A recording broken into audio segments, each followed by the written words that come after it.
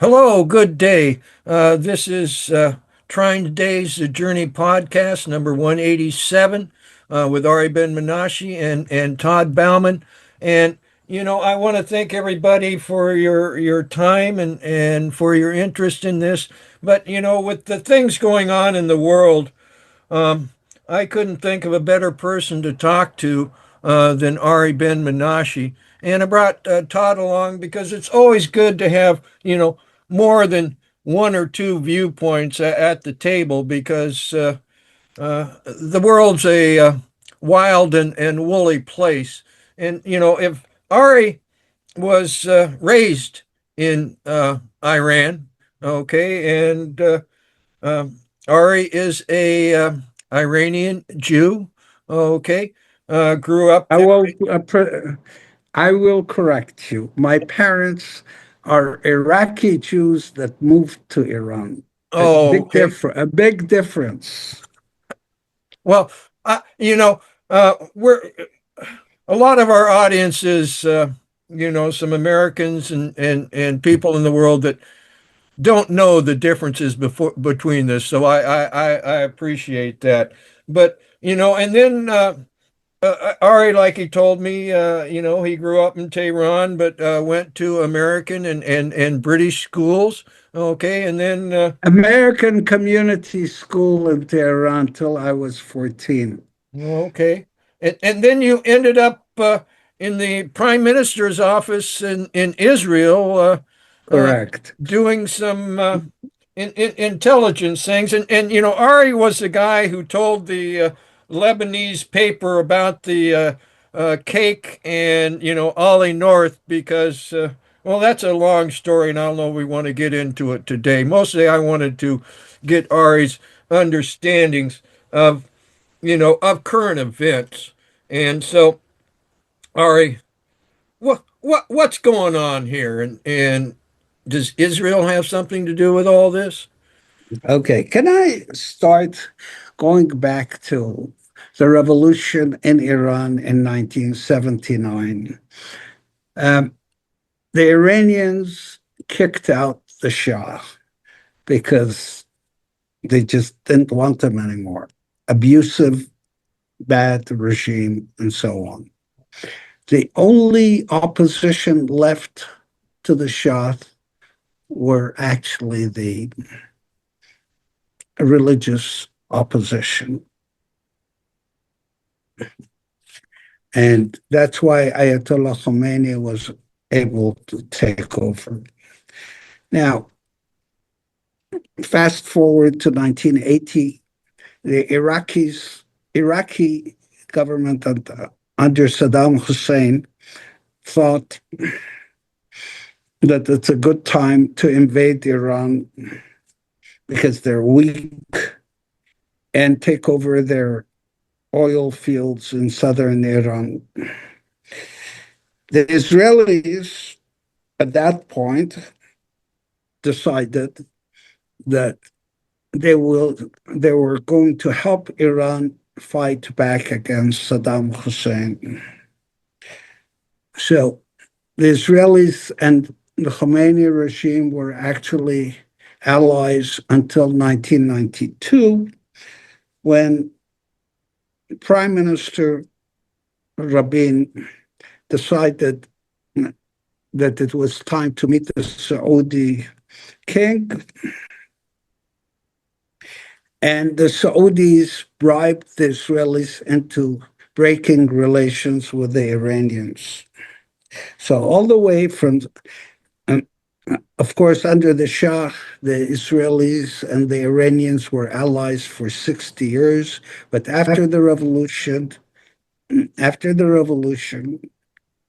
from 79 to 92, they were also allies under the Khomeini regime, but quietly. And the Israelis supplied weapons to the Iranians in order to beat Saddam Hussein. And they were able to keep him away. Yes? Yes. And now, in 1992, they decided it's a good time to become enemies because the Arabs, Saudi Arabia especially, offered the Israelis quite a bit of monies and economic help if they cut relations with the Iranians. We have to remember that the Arabs and the Iranians are blood enemies going back to many years. It was the fight between the Shias and the Sunnis.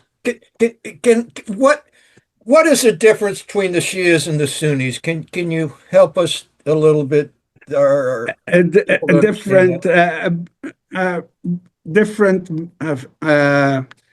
They believed in different. What's his name? Nephews Shias of the believe Prophet. it's a direct lineage to the prophet, right? Yeah, that's right.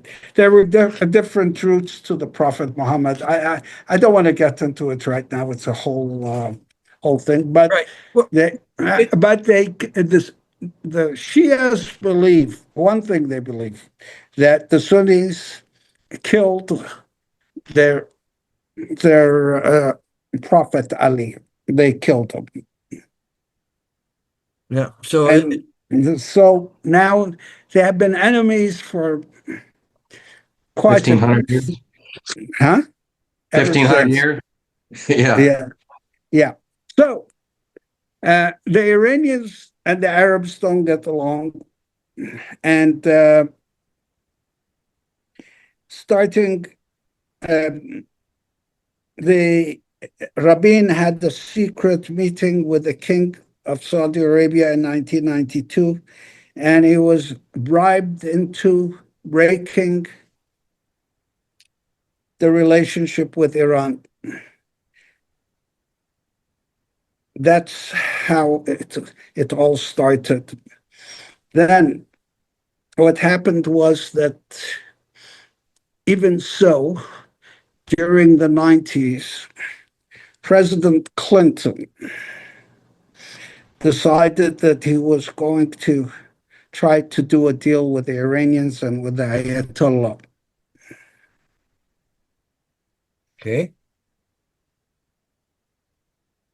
And Madeleine Albright, his Secretary of State at the time, made a big public speech apologizing to the Iranian people for backing the Shah for so many years. It was public. And after that, Bill Clinton met President Khatami, uh, at the time president of Iran, in Mirabel Airport, north of Montreal in Canada. President Khatami was on his way to the UN in New York.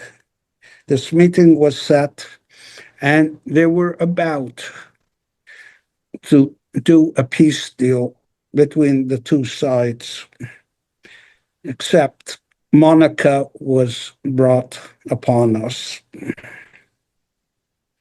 And President Clinton was derailed and sabotaged by the Israelis because of that. Yep. Yep. Okay, now, One nation under blackmail. uh, then, of course, we also do not forget uh, President Clinton, his meeting with Ehud Barak, the Prime Minister of Israel, and Arafat. Again, same thing happened. The Israelis intervened, and they even blackmailed, the deep state even blackmailed Ehud Barak, their own prime minister, not to do a deal with Arafat. Yeah.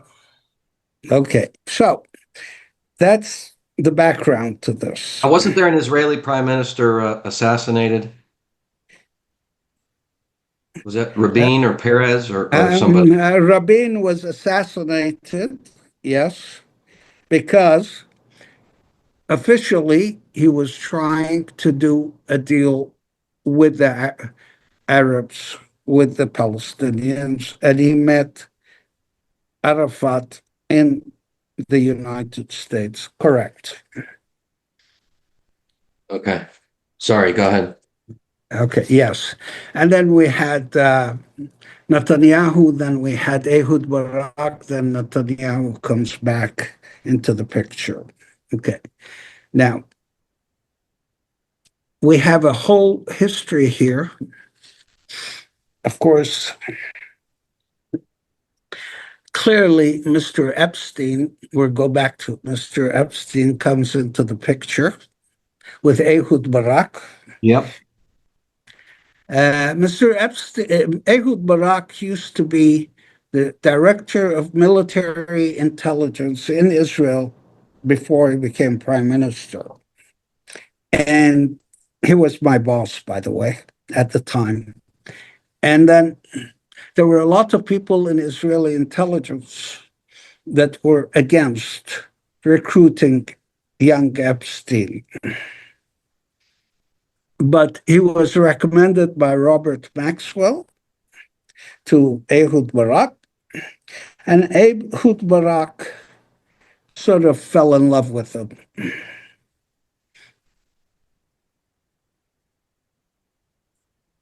There were, in Israel, there were all kinds of rumors about Ehud Barak being gay, physically falling in love with Mr. Epstein. Okay? Now, then Wow. the story goes on. Mr. Epstein becomes a full-fledged Israeli asset.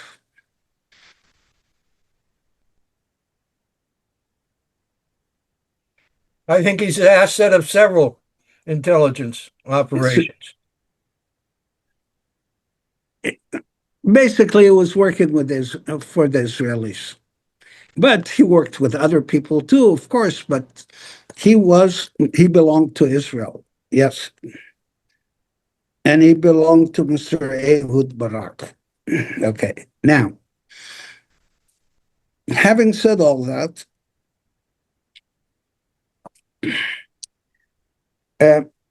Mr. President Trump, now we're jumping for many years forward, had this idea in his first term as president. Remember, he was president of peace. Yes, he was Yep. talking about making peace. Had this idea of working it out with the Iranians and doing a Sadat on the Iranians. When I say doing a Sadat on the Iranians, I mean going to Iran and giving a speech to the Iranian parliament and working it out. And in his mind, he said the Israelis were allies with these people for so many years, it will work out.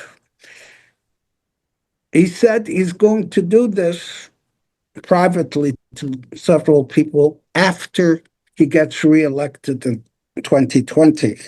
Except there was a problem. He didn't get reelected. Okay? But again, once he became president again, the idea was to make a deal with the Iranians, work it out between the Arabs and the Iranians, and even bring the Iranians into the Abraham Accords. That was in his mind.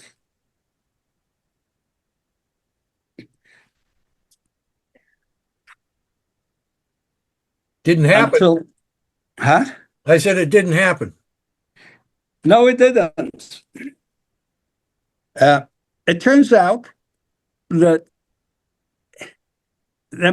it isn't the Americans controlling the Israelis, it was the Israelis controlling the Americans. Mm. Yeah. So, can I add one other thing to all this mix? Please do. The Iran-Iraq war, okay, was a big boon to Western armament manufacturers, okay, and started a lot of bribing and returning money to people in Britain and other places. Um, how does that work into this mix? The all the bribing around the Iran-Iraq war, all those big military contracts. Well, that really didn't have anything to do with trying to do a peace deal with the Iranians. For Trump trying to do a peace deal with the Iranians, he actually wanted to do the peace and win the Peace Prize, Nobel Peace Prize, and something happened. This something was called Netanyahu and the Israelis. So, Go ahead. no, go ahead. Well, I'm going to change gears a little bit, so go ahead. You guys go first. No, I was just going to ask Ari what his thoughts about Netanyahu and Okay. who's pulling Netanyahu's strings. Okay. Well, Netanyahu has been indicted as a war criminal, ICC. He's also indicted inside Israel as well. Okay, for fraud or whatever the charges against him are. And Netanyahu is in a little, and his little circle around him are in a bind. If they fight, if they keep on fighting, they were fighting in Gaza, but they couldn't keep it up. So now they're fighting with the Iranians. They have to keep it up in order to stay in power. Because if they are out of power, they're either in jail or dead. Yeah. Okay. So they're using all the material they have against the American politicians and others to try to make the Western leaders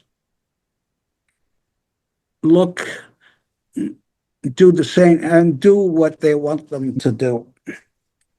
Remember, they started out with Andrew, the former prince in England.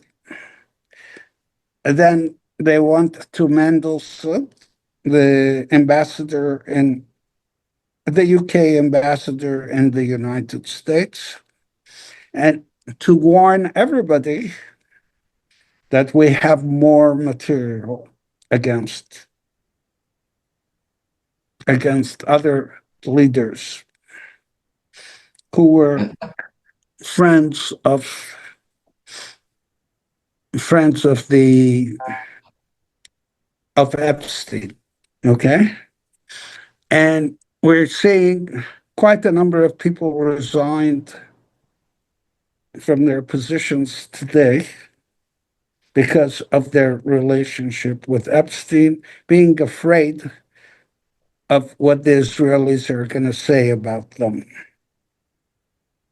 And Even those resignations, you have the Les Wexner deposition, you have the Clinton's deposition, you have the resignation of the CEO for the World Economic Forum all last week, and then the Iran strikes happened on Saturday. My question to you at this point is, to what extent is the Iran action an intentional distraction from Epstein, do you think?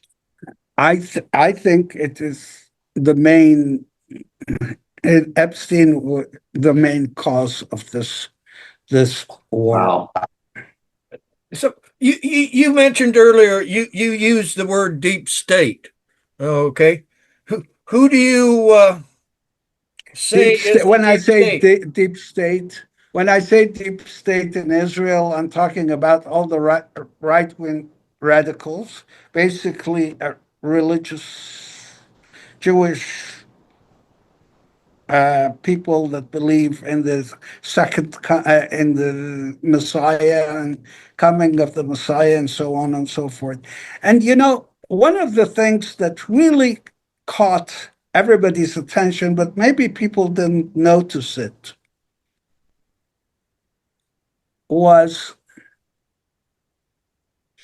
the visit of the Prime Minister of India to Israel 2 days before this war.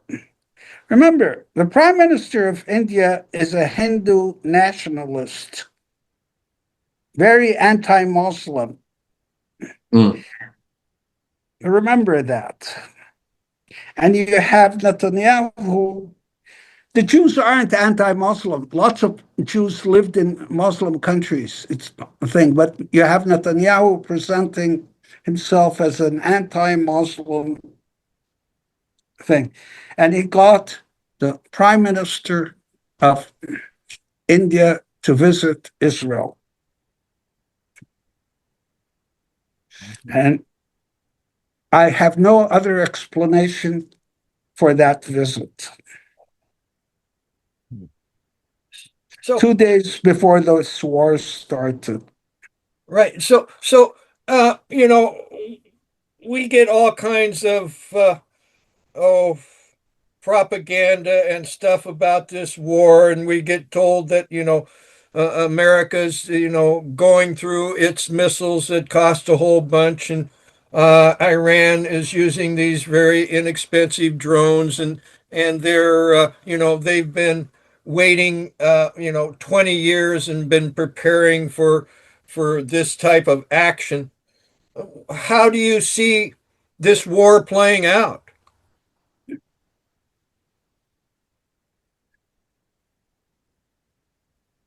I don't have an answer.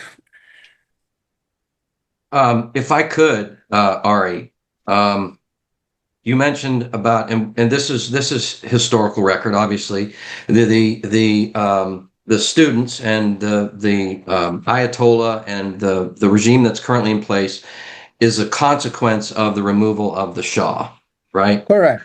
So now what we have are options: the Shah's son.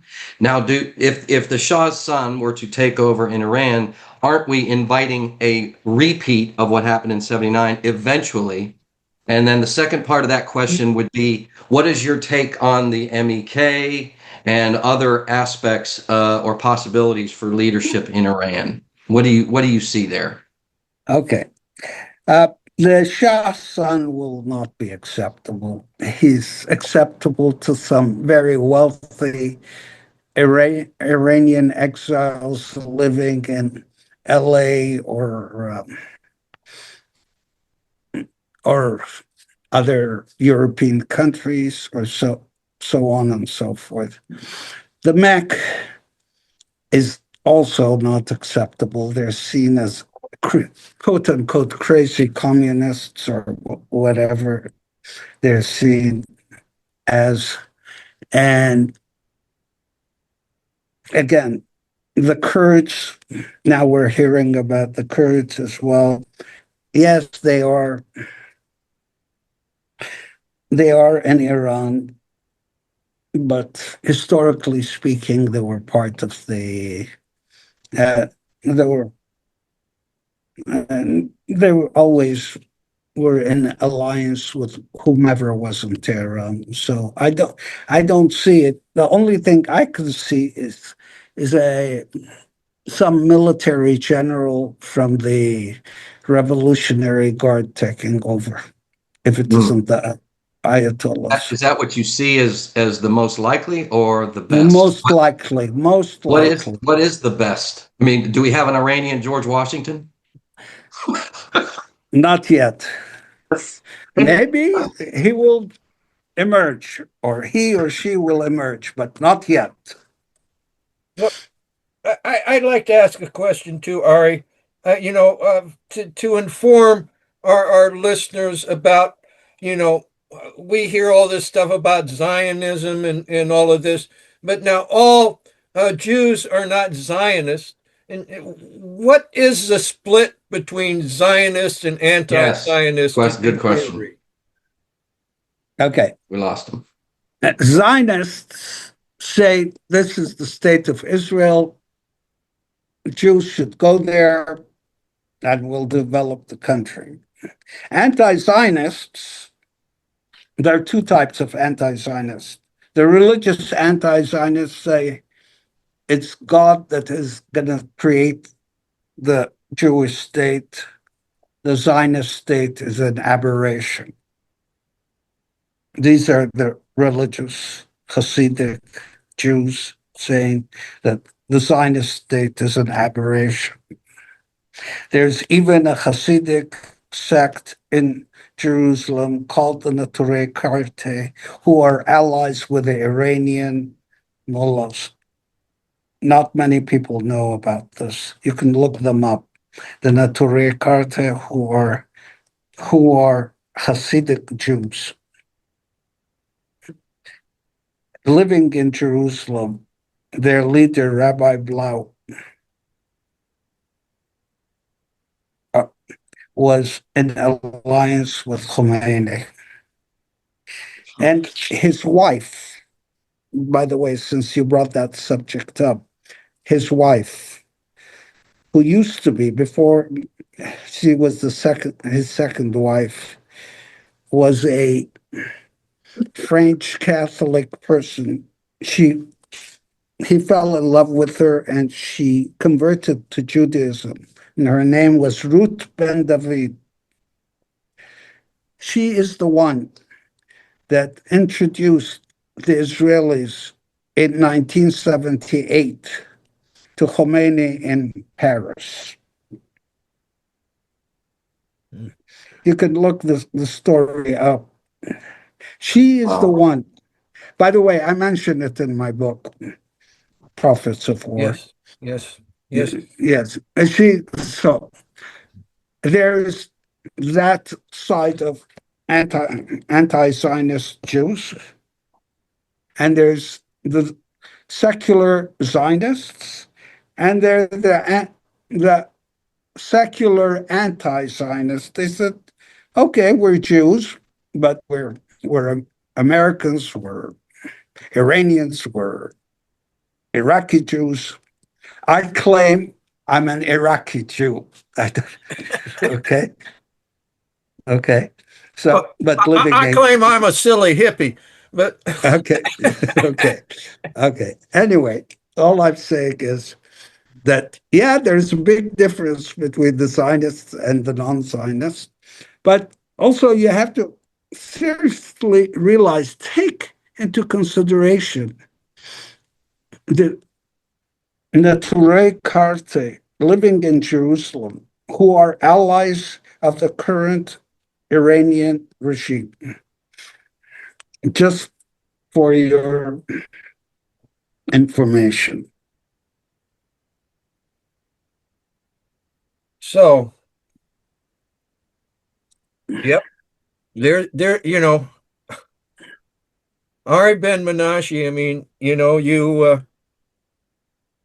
told some stories out of school, and some people got upset at you, didn't they? Well, they did. Okay, so uh, any last things that you want to talk about, Ari, and tell people about? The only thing I say, I would recommend President Donald Trump for the Peace Prize if he does a peace deal with the Iranians and tell the Israelis to stop, force the Israelis to stop, in spite of the fact that they are trying trying to blackmail him. I say, President Trump, please do the peace deal with the Iranians and stop the Israelis. Yeah. Okay. Um, Todd, do you have any last thoughts? One last thing I have for Ari is how he thinks this plays out globally with respect to the China dynamic, with going into Iran, weakening China, going into Venezuela, weakening China, which are things that I've heard. What is your take on that aspect from a geopolitical standpoint? It might weaken China for a while, but the Chinese are building up economically and so on. And I don't think it's going to stop China eventually. It might weaken them up right now. But very interesting story I heard on the news today. The Iranians are not letting ships uh, pass the Straits of Hormuz. Other than the Chinese ships, they're letting the ships going Oh, to China through. And they're letting them through. This is about the oil going to China. mm. Lord have mercy, I tell you. Um, well, Ari, I want to thank you so much for your wide vast of knowledge and your, uh, historical. I mean, you were there in the room when some of these decisions and other things happened. Um, Again, any last words, Ari? I'm just hoping, again, I repeat, I'm hoping for a peace deal between the Americans and the Iranians and peace in the Middle East. And at that point, President Trump, with all his faults, should be recommended for the Peace Prize. Mm. Onwards to a better future for our children. Amen. Amen.